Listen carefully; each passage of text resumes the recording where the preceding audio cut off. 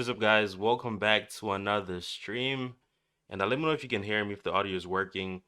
And today I wanted to do something a little different. I wanted to react to a PPP loan scam that a whole gang did.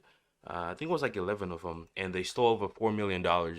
So if you've never watched my channel before, I work as a regulatory compliance analyst for a consulting firm. So essentially, what we do is I focus on financial crimes, things like this, right?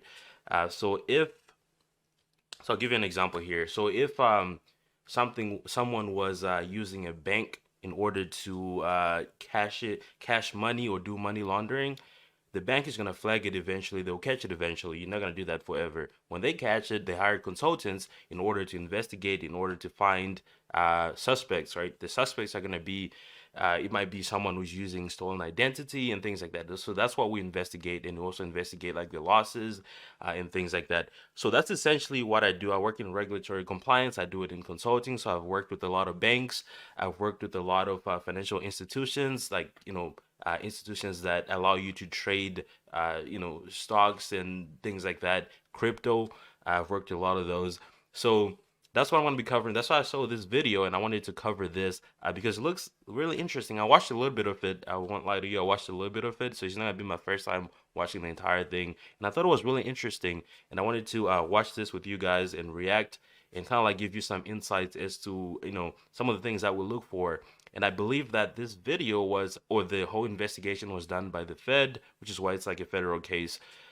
So I don't know their process of doing things, but I'm pretty sure it's the same as a consultant would do. And I'm also most positive that the investigation might have came from, a bank itself. So usually what happens is a bank is going to figure out that, oh, this person might be scamming us, right? They're not paying their credit card bills on time, or they're just depositing, $9,000 right under the threshold of $10,000. There's whole measures they have in order to catch those things.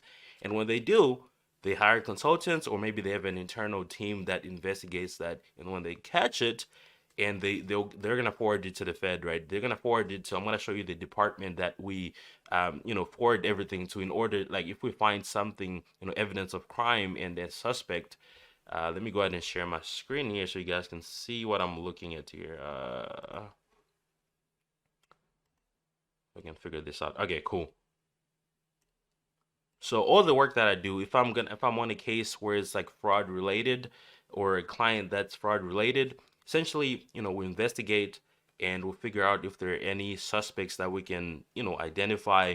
And if there is, then there is what's called a SAR narrative, right? It's like it's escalation to send it to the Fed, right, in order for them to investigate.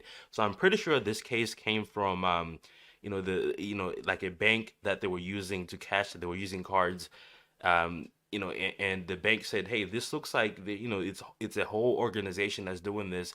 So we're gonna leave it to the feds because it's gang related. It looks like then the feds finish it off. That's what I think happened. I don't know for a fact, but I do have the criminal complaint and the affidavit here, essentially like the actual records from the agent that was building a case on them and things like that. So I'm not gonna read this. We're gonna watch a really exciting video because I don't want to read all of this.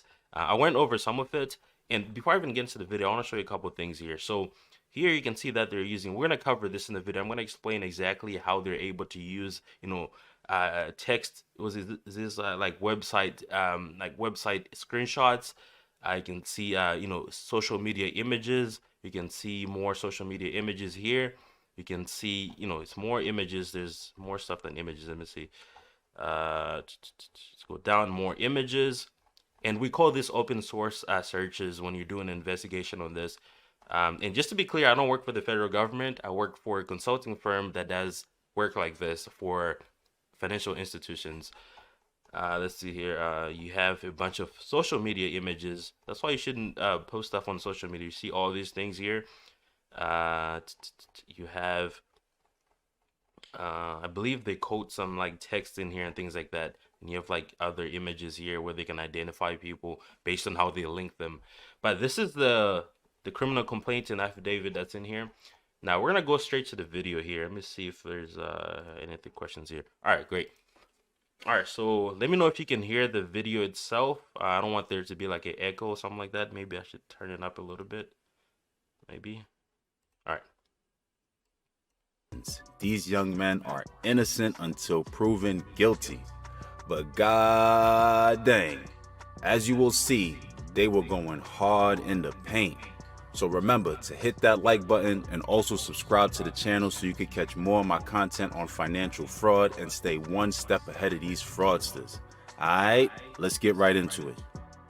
Now, I'm far from a gang expert, but the Wu Gang, as far as I know, was formed in various neighborhoods in Brooklyn, and they really blew up when the late Pop Smoke from So this is an actual gang. So it's not like, some like internet scammers that are, just take season an opportunity to like, steal from the PPP loan program. It's like an actual gang. So that's what they're trying to Canarsie describe blew here. up in the music scene. For that reason, the Woos are usually associated with drill music, but they definitely gets it in the streets as well. They are known for regularly going at it with their ops, the Chos, and regularly bodies are dropped all over Brooklyn in the name of gang beef. Some notable names that have fallen victim to this war are, of course, Pop Smoke, and then you also got Nick Blicky, T. Wu, and Nas Blicky, who was recently shot in the face apparently and was rumored to have been killed, but it later came out that he was in critical condition and recovering.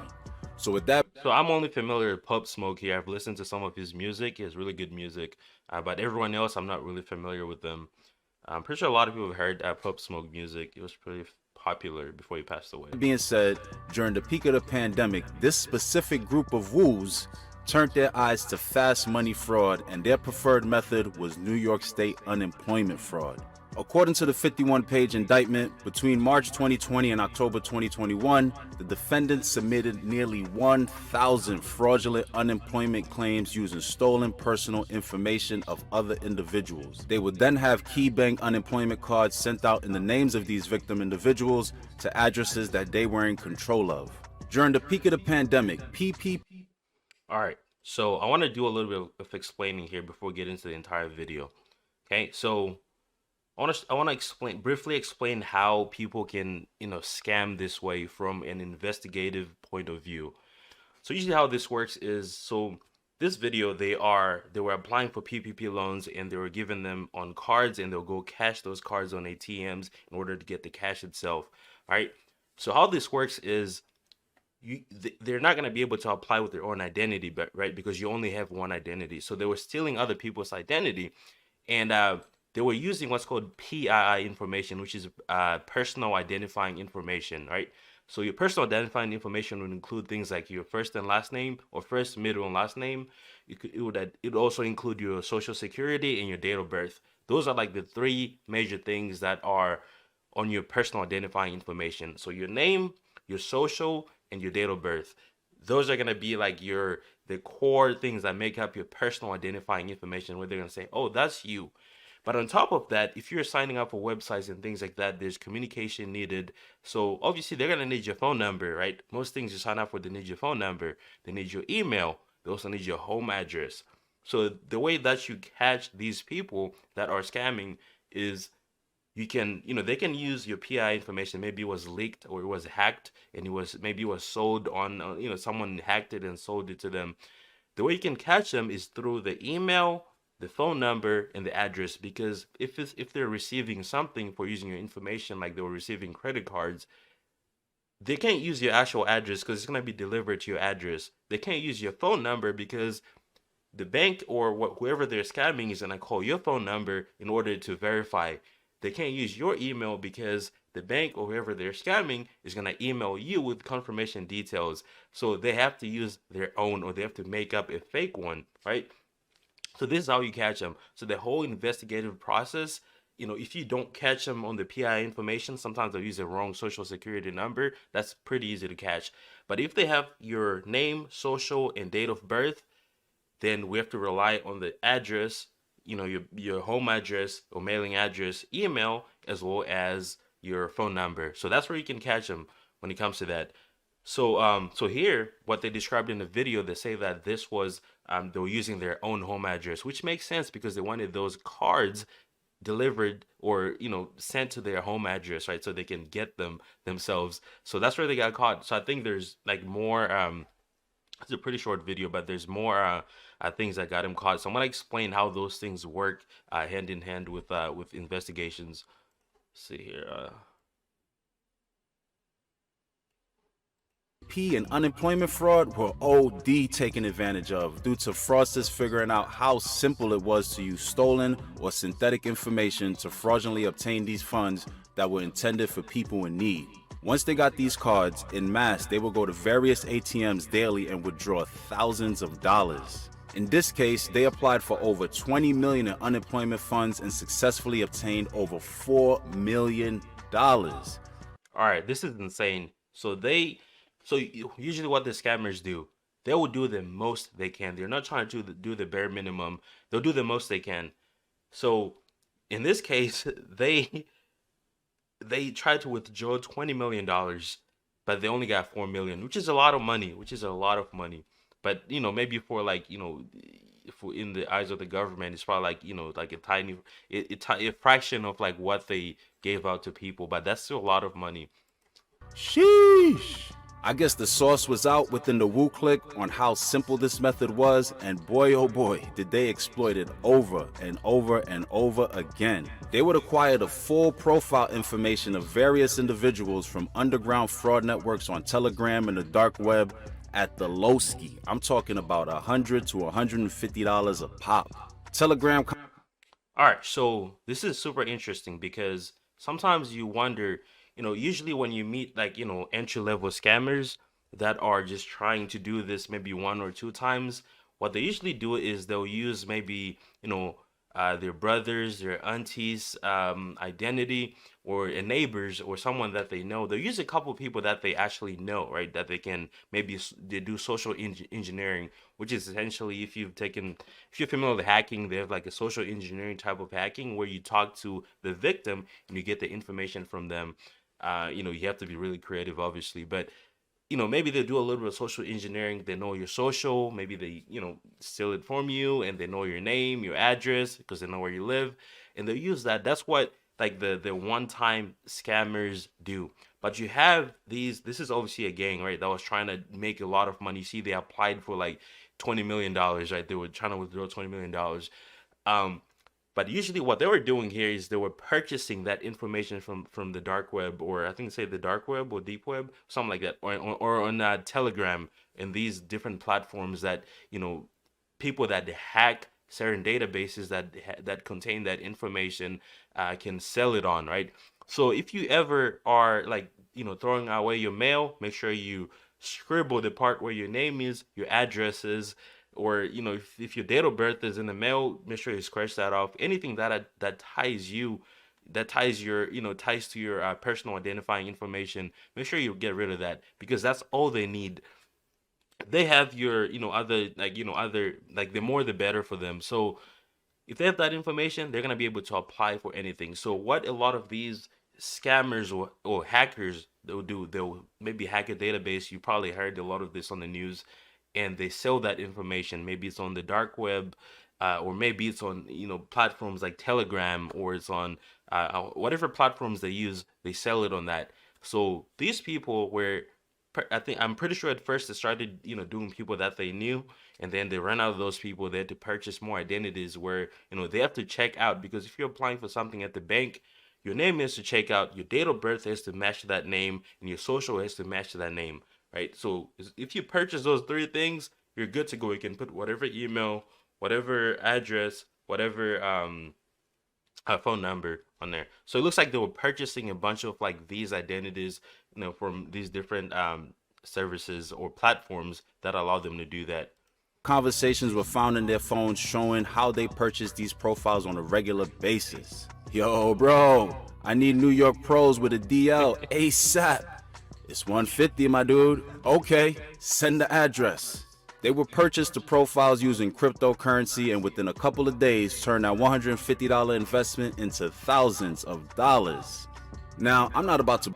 Yeah, so usually how this works is they buy it for 150, and they apply for the PPP loan, maybe they get approved for $20,000 or $30,000, and they go withdraw that much, or however much they're allowed to withdraw on that day, right? So it's like you get a return on your investment, or you get a return on your investment right away without even waiting, without even the time factor on that investment. The boy out of death, but the indictment is filled with each of the 11 defendants running the same exact method and successfully cashing out with ease. But I guess the Woos were blinded by the fast money and didn't think about how they were leaving behind evidence all over the place of the frauds they were pulling. And of course, they did their own parts in snitching on themselves by flashing their stolen money all over social media. You see, this group of extremely intelligent fraudsters completed these claims using stolen information, but they sent the cards directly to their own home addresses. Now, So that's what I was saying. You can steal someone's name, social, and date of birth. It could be approved for credit, PPP loan. But when you use your address, that can be linked to you. I mean, I'm gonna cover how they're able to link those things to you, the actual suspect, instead of the victim themselves, and how they're able to identify who the victim is, right? Because it's easy to say, oh, he applied for it. It's his name, it's his social, it's his date of birth. It's easy to say that. But I'm gonna explain after maybe halfway through this video how we're able to do to identify things like that. I want to take a moment to make something clear. I'm not a fraudster, but if I was, before I did any kind of fraud, I would think about how I would hide my trail. And of course, having a debit card that I obtained through stolen info sent directly to my own home address would not be the wave I'm going for. I'm just saying. But these wooskies did exactly that. In addition to that, the feds pulled the records on all these fraudulent applications and were able to track the IP addresses back to the homes of the woos who were pulling off the crimes.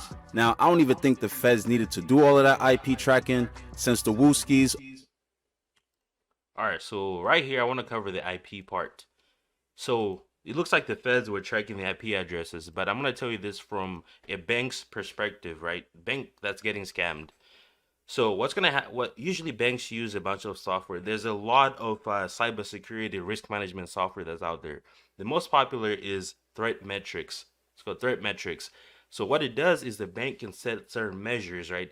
And one of the things that they kind of like have to identify, that's one of the core things, is the IP address that the applications are coming from. So if someone's applying for credit, right, it's gonna log the IP where the application came from. So it's gonna tag the geolocation. It's also gonna tag, I think, yeah, IP and geo. There's also other things as well, but important are IP address and geolocation. So when you see like 20 applications coming from one IP address from the same location, it's gotta like be an alert, like what is going on here? Why is there 10, 20 applications coming from one location? And then the IP address can be tracked. That's where the feds come in, right? So you can, whenever we write our escalation narratives that get passed on to the, forgot to show you guys. So this is the department that we eventually report to when we identify a suspect right here. So this is FinCEN, Financial Crimes Enforcement Network. They're the ones that can do the actual criminal, investigation, the actual, pursuing the criminal and the suspects, right? And have the final say, do they go to prison, how much, things like that. They're the ones that FinCEN, so the Financial Crimes Enforcement Network. I'm used to calling the FinCEN. But essentially, yeah. So that's how they're going to be able to, once we identify that, hey, this is suspicious that there's 40 applications that are coming from the same IP in the same location. Very suspicious. It looks like it might be fraudulent. So when you forward that to FinCEN, they, maybe give it to the feds or whatever department that takes care of that. And they're the ones that can actually track the homes, right? Like where it's located, and they can really, figure out who's involved, who's the actual suspect, and pursue them.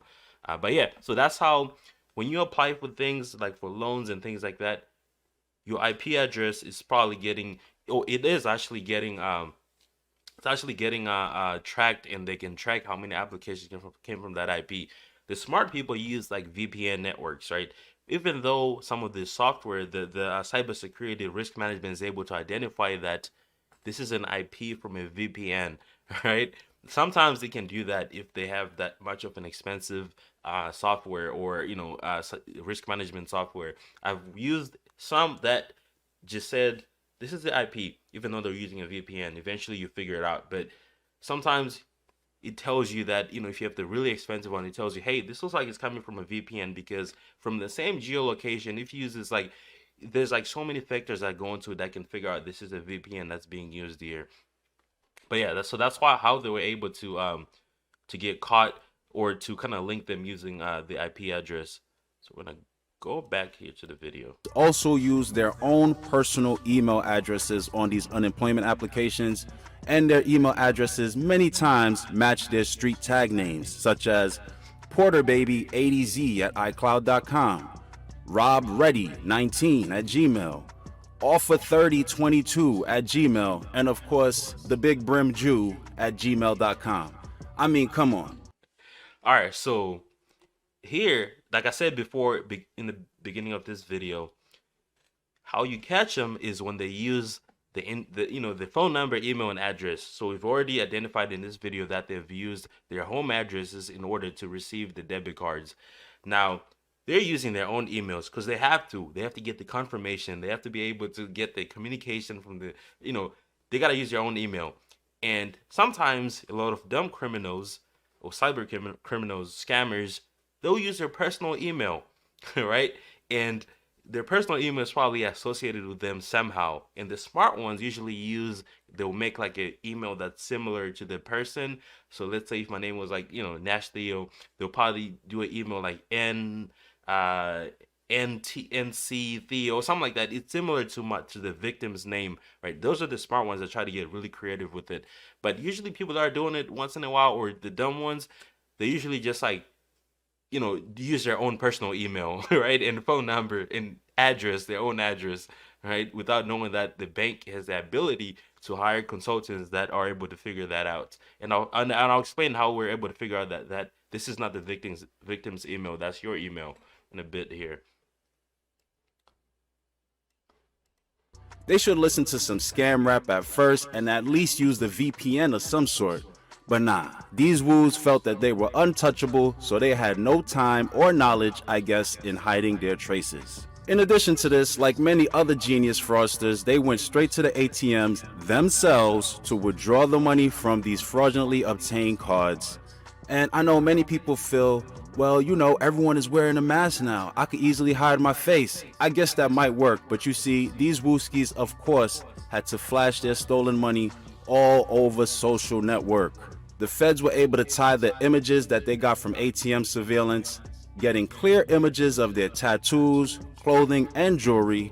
They then linked it to their social media accounts where they flashed all the bread they stole running up New York State unemployment. The indictment is filled with images from the Wooskies' Instagram accounts flexing and flashing stacks of money, taking trips and renting flashy cars, just living the life and documenting all the use of their illegally obtained money on the social net, making the jobs of the feds so easy. One of the woos, Mr. Roman. All right, so before they go into the self-snitching, I believe that's what they call it. But so here, how are we able to, let's say someone used your name, your social, your DOB, and they use their own address, home address. They also use their own phone number and email. How can we identify that you are actually not the suspect, you're the victim? So these companies, banks, financial institutions, there's software out there. So this is it's called Accurate, LexisNexis Accurate. This is the most popular one that they use. There's obviously a bunch of different ones. This software, essentially what this website or software does, it gathers all your information, all your public information, and private sometimes, which includes your social, your name, your history of addresses, your neighbors, your history of phone numbers that are registered to you or connected to you, the email addresses that are connected to you that you've used anywhere on the internet. They're gonna be on there.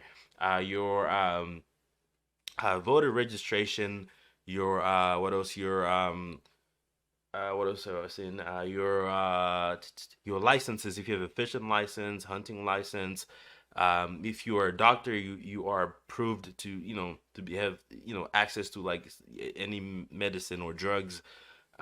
your what else? Trying to think of what I said. Your they have access to everything. Pretty much anything that you put out on the internet or that's like approved, they can find it on there, right? And it's pretty cheap to get that software for it, like corporations, and they pay for like every file that they pull. So what they do is they use the social. I'm gonna tell you the blueprint here. So first they'll use your social, right?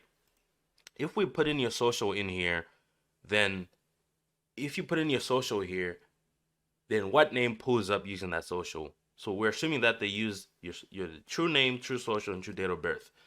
They put in your social, it pulls your name and date of birth. Okay, cool. That's cool. They pull up the report. The report is gonna show.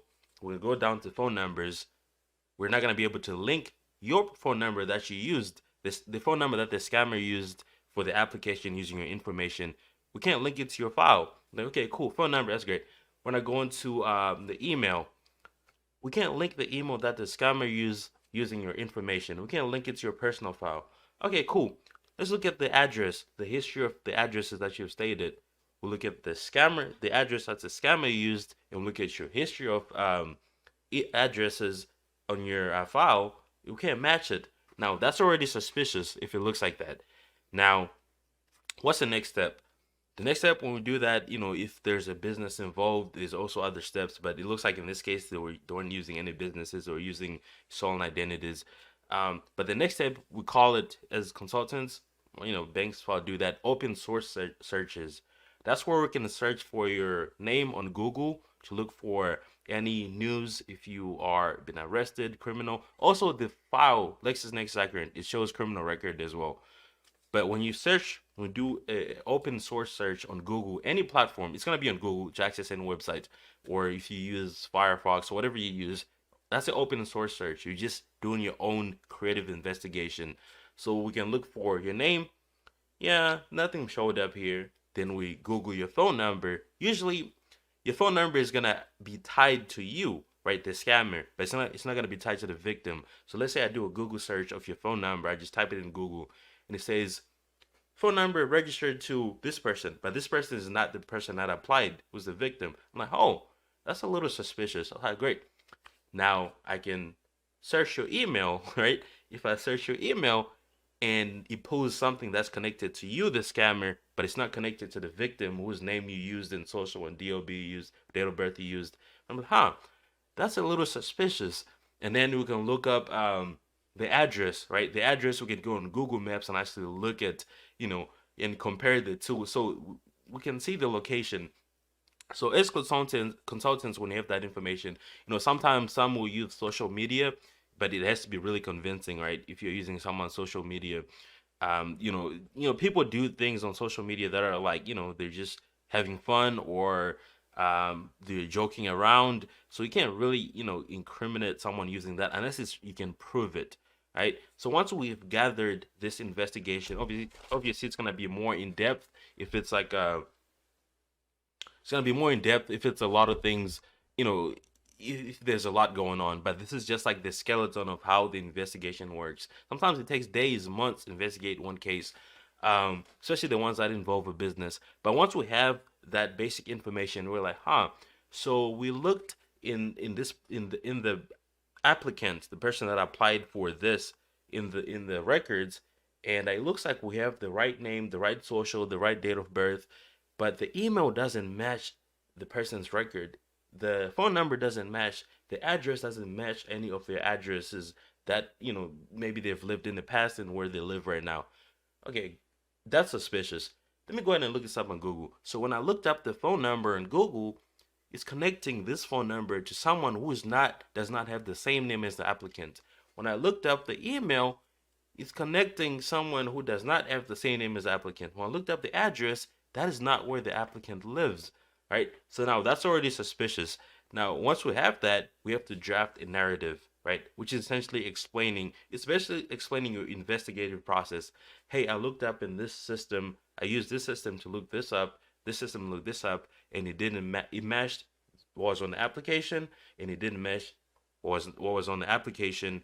And based on my open source searches and my expertise, it appears that the this is the victim and this is the potential suspect. So you never want to call someone a suspect because you don't really know, to be quite frank, until the feds have to investigate it, like in this case.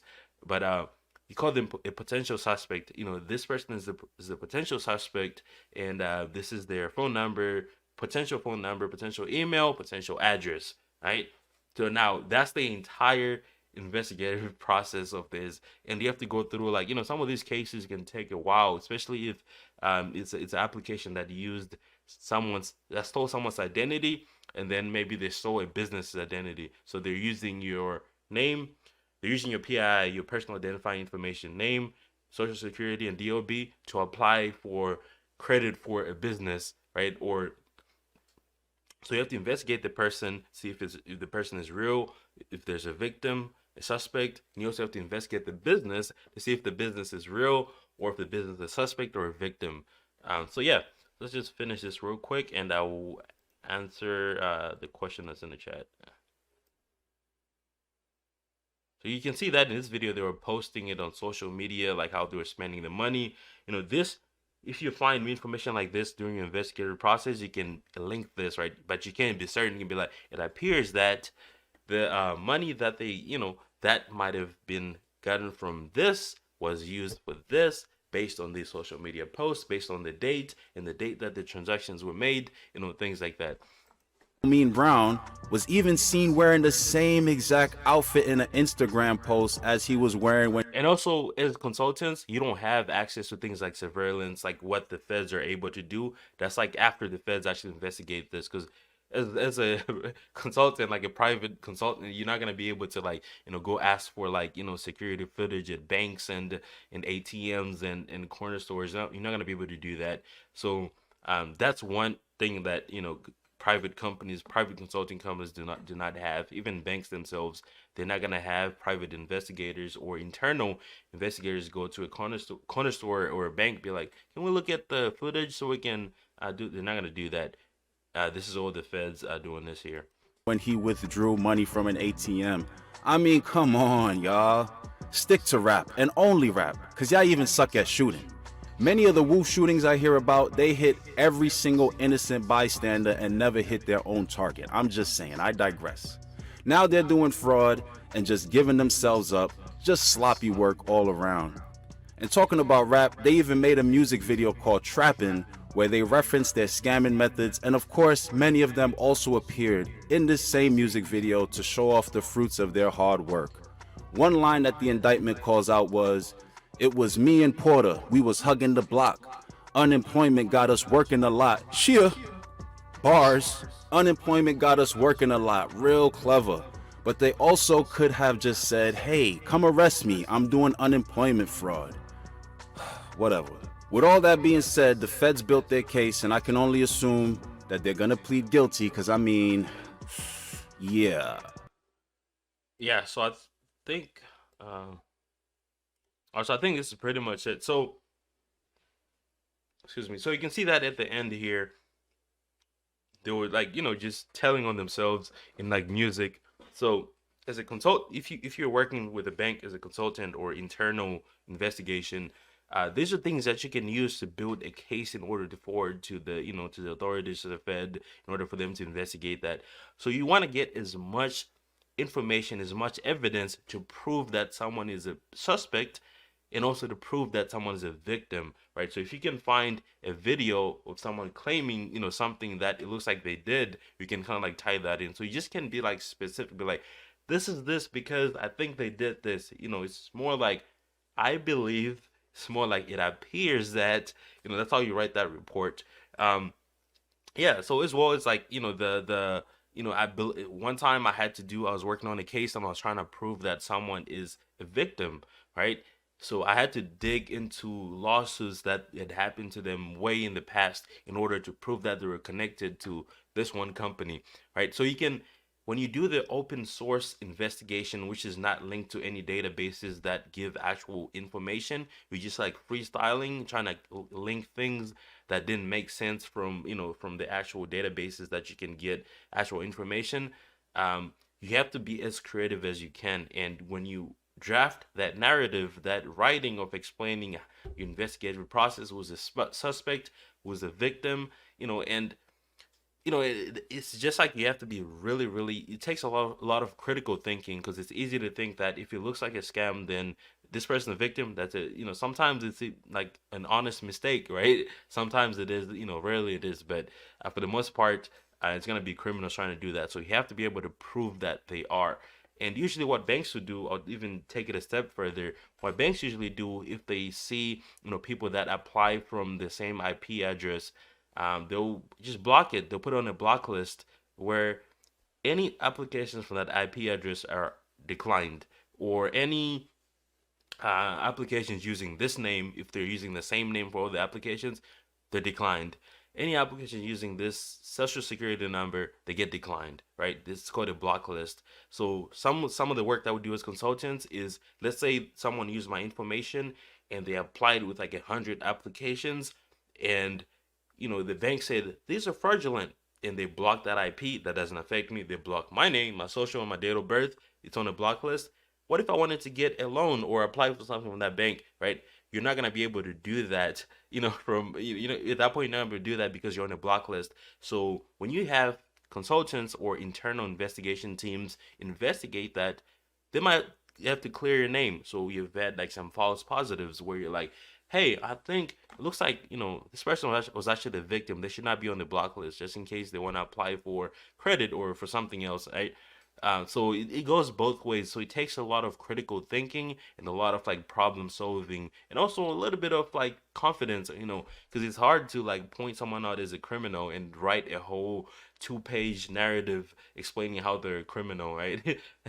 And you can use information like their background history, if they've had, some of the things we use, if someone has been arrested for fraud in the past, right? You can link that in, okay, based on the history of what they have done, it appears that they're likely to do this, right? You use like a lot of information. You have to just utilize all the information that you can get. But yeah, so that was a really interesting video. I saw this earlier and I was like, hey, this is a super interesting video. I watched like half of it. I was like, let me watch the rest on stream, so I can do something that I actually do for a living and explain it.